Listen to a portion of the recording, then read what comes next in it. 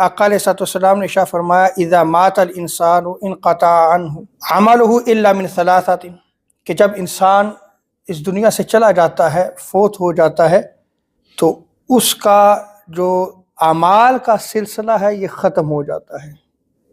آگے آقا علیہ الصلوۃ والسلام ارشاد فرماتے ہیں کہ اس کے اپنے اعمال ختم ہو جائیں گے، لیکن تین چیزوں کا اسے ثواب مسلسل ملتا رہے گا اگر وہ یہ تین چیزیں چھوڑ کے جاتا ہے۔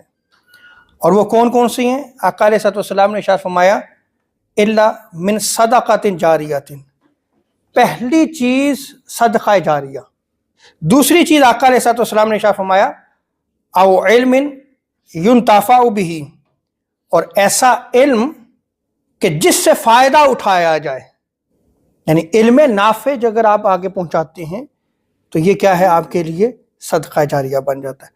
اور آگے آقا علیہ الصلوۃ والسلام فرماتے ہیں او ولد صالح یدعو لہ، کہ ایسی نیک اولاد جو مرنے کے بعد اس کے لیے دعا کرے۔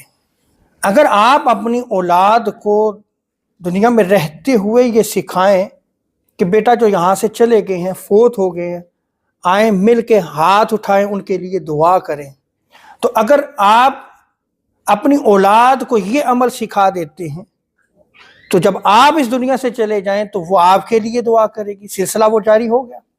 تو جب وہ دعا کرے گی اس سے آپ کو مرنے کے بعد بھی کیا ہوگا؟ فائدہ ہوگا۔ اور یہ یاد رکھ لیں کہ اگر آپ اولاد کی اچھی تربیت کر جائیں گے تو مرنے کے بعد یہ آپ کے لیے باعث ثواب ہو جائے گا۔ وہ جو نیک عمل کرتے رہیں گے آپ کو مرنے کے بعد بھی اس کا ثواب ملتا رہے گا۔ آپ نے کیا کیا؟ آپ نے اس اولاد کی اچھی تعلیم و تربیت کا اہتمام کیا، آپ کے لیے یہ بھی جو ہے وہ صدقہ جاریہ بن جائے گا۔